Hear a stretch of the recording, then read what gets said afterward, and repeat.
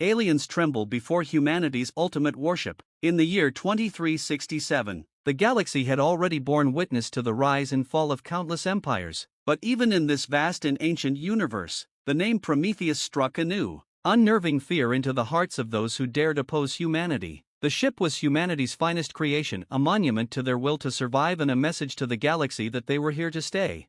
The Prometheus was no ordinary battleship. It was a juggernaut, over 6 kilometers long. It carried a blend of human ingenuity and alien technology reverse-engineered from fallen foes. Humanity had never intended to build something like it. Not initially, but wars with hostile alien species, the ruthless Ketrans, the enigmatic Scifi, and the godlike Imarn had pushed humanity's back to the wall. Survival demanded strength, and the Prometheus was born out of that singular necessity.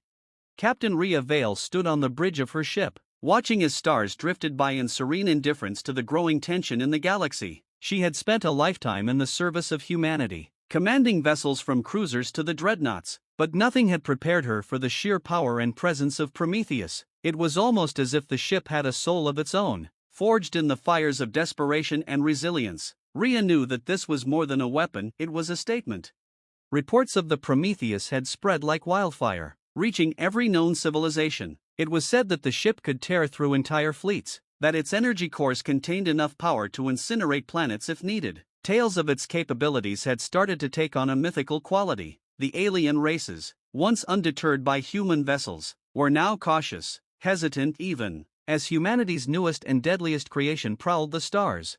In a distant system, the leaders of the Scifi and the Ketran met in secret. The Imarn, their ancient rulers, had summoned them, their voices echoing through shimmering energy streams that connected minds across light years. These meetings were always unsettling, but the Prometheus was unsettling for everyone. Our fleets are vulnerable, Scifi General Vraktal admitted, shifting uneasily. They claim that this ship is immune to plasma weaponry, that it can cloak itself entirely. We cannot allow this infestation to spread, boomed Imarn Elder Goraish, their form shimmering like a mirage. Humanity must be contained. This Prometheus must be destroyed before it heralds more abominations. Across the galaxy, humanity was aware of the whispers. Alien fleets were rallying, preparing for a war like none the galaxy had seen. But humanity was prepared. They had invested every ounce of knowledge, resource, and sheer human will into this ship, and they had something that no other species had understood yet: humanity's unyielding tenacity, the kind that had taken them from Earth to the farthest reaches of the stars. As the ship drifted closer to the contested zones, Captain Vale received an encrypted message from the Alliance of Planets, a coalition of allies united by mutual survival against the Imarn and their followers. Captain Vale, Prometheus is clear for deployment in the Bashara system. The message read, "Do what must be done." Captain Vale smiled, her resolve as ironclad as the ship itself. "Ready the antimatter cannons," she commanded, her voice echoing across the bridge. "Set course for Bashara. Let's show them what humanity is truly capable of." And so, the Prometheus set forth, a titan among the stars. Alien empires that once scoffed at humanity now watched with bated breath, their fleets mustering, their worlds reinforcing, their leaders trembling at the approach of this indomitable vessel. They would soon discover that they were not facing just a warship, they were facing humanity's will to survive, crafted into pure, unstoppable power. This was just the beginning. The Prometheus glided through the void like a shadow of doom, every sensor array humming as it scanned for the hostile fleet reported near Bashara. In the dim lights of the command deck, Captain Vale and her crew moved with precision, anticipation crackling in the air. This was the day they'd trained for, the day to remind the galaxy that humanity was no longer the hunted.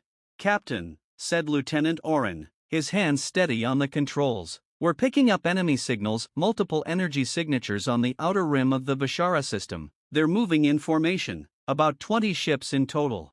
Vale's eyes narrowed. She knew this tactic. The Ketrans were known for ambushes and swarms, using their numbers to overwhelm, but they'd never faced Prometheus. "Patch me through to the fleet," Vale commanded. "Let's hear what our alien friends have to say." After a few moments of static, a gravelly voice echoed over the comms. It was unmistakably Ketran, with the low growl of one who'd commanded countless battles. "Human vessel, this is Admiral Korga of the Ketran Armada. You are trespassing in contested space. Surrender your ship, and we will spare your lives." Vale let out a short, humorless laugh. "Admiral Korga," she replied, her tone ice-cold. "You're addressing the flagship of humanity. This ship isn't surrendering. If you wish to try and take it, you're welcome to try."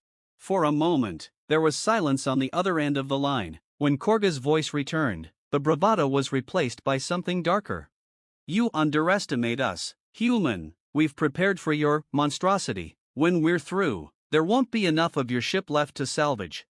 Vale motioned to her communications officer to cut the transmission. She didn't need to hear any more. The enemy was near, and the time for words had passed. "All hands, battle stations," she ordered, her voice resonating throughout the Prometheus. Klaxons blared, and the crew moved with synchronized precision, strapping into stations, adjusting weaponry, securing the hull. Each crew member knew what was at stake. They'd survived brutal campaigns before, but this was different. They were humanity's last word. "Enemy fleet within firing range," Oran reported, his gaze fixed on the tactical display, where a swarm of red dots lit up, converging on the Prometheus. Vale glanced at her weapons officer, Lieutenant Zyra. "Commence initial salvo. Let's test their mettle." Zyra nodded, her hands moving across the controls. The Prometheus shuddered as the first volley of antimatter rounds fired from the forward cannons, streaking across the cold void toward the Ketran fleet. The impact was instantaneous. Explosions erupted as two smaller enemy ships disintegrated on the spot, their shields powerless against the sheer force of antimatter. A cheer broke out on the deck, but Vale remained stoic. "Keep focus," she reminded them. "This is just the start."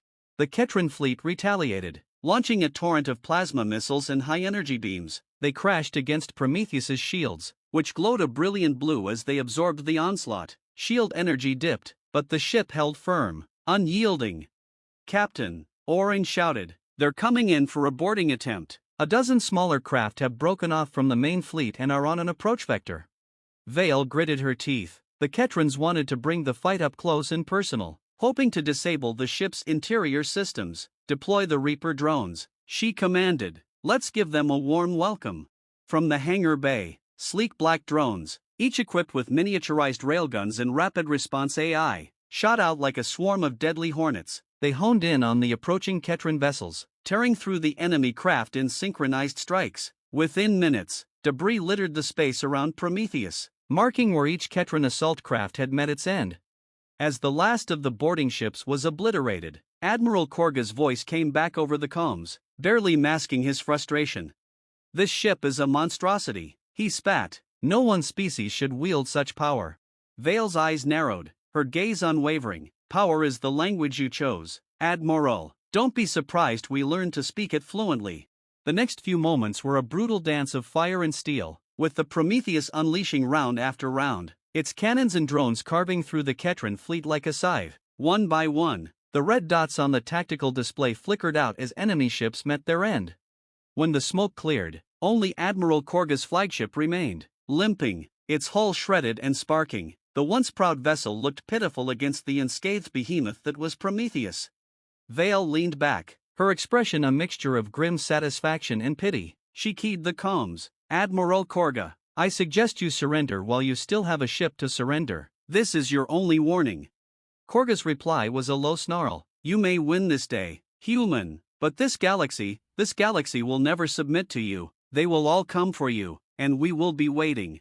With that, his ship powered down, accepting the inevitable. Humanity had won the first strike in a war that promised to engulf the galaxy, but Vale knew this victory was just the beginning. "Bring us back online," she said, voice steady. "There are other systems to liberate." As Prometheus moved forward, its journey would leave a trail of fear and awe among the stars. Humanity had emerged from the shadows, a relentless force that could not be ignored, a reminder to the galaxy that their place among the stars was not just a right but a promise, and no one could take it from them. As the Prometheus pressed deeper into the Vishara system, Captain Vale could feel the intensity mounting. News of the Ketran fleet's decimation had spread, and now, factions across the galaxy were calling emergency councils to discuss how to handle the looming threat that humanity had become. The next few weeks were a whirlwind of battles and negotiations. Alien alliances formed and fractured as some races reached out to humanity, hoping to avoid the wrath of Prometheus and perhaps even secure their own survival. Others remained defiant, convinced they could still drive humanity back. But as each system fell under humanity's influence, Captain Vale realized that even though the Prometheus was mighty, its reach wasn't infinite. The Amarn, the ancient species that had lorded over lesser races for centuries, had yet to make their move. They were the galaxy's true superpower, rumored to command fleets and weapons that dwarfed even humanity's best. In a darkened council chamber on Imara Prime, the Amarn High Council gathered to discuss humanity's growing dominance. They viewed the footage of the battles, of Ketran ships falling in seconds, and of the dreaded Prometheus advancing, unstoppable. "We underestimated these humans," Elder Tilthak said, his voice tinged with both surprise and rage. "They've turned our own tactics against us." "Yes," added Elder Varsa, "but they are still limited. They have only one warship of this magnitude. We must strike before they build more." The Council's decision was swift and merciless. They would summon the Voidflame Armada, their most feared fleet, armed with energy siphons capable of collapsing stars and a weapon known as the Stygian Hammer, a device that could implode entire planetary systems. The Amarn would show humanity that their ambition would be their downfall. In the cold void of space, Captain Vale stared at the holomap of their next target. But then, a faint transmission crackled through, unlike any they had encountered before. It was from a Zifari envoy. "Captain Vale, I bring news from the Amarn," the envoy said, its voice filled with dread. "The Voidflame Armada has been dispatched. They are coming for you, and their fleet, it's unlike anything we've seen." Vale's heart sank. She had heard tales of the Voidflame Armada but had never thought it real. Now it was headed for them. "Thank you for the warning," Vale replied, "but we won't run. We have come too far to be pushed back now." As the crew prepared, whispers ran through the ship. The Voidflame Armada was an unstoppable force, a legendary fleet said to have reduced entire species to ashes. But now, Prometheus would face it head-on. 3 days later, on the edge of the Magellan Rift, sensors detected an incoming wave of ships. The Voidflame Armada appeared like a black storm on the horizon, a swarm of enormous vessels, their hulls emanating a cold, dark energy. At the helm of the fleet was the Stygian Hammer, its dark presence sending a chill through even the battle-hardened crew of Prometheus.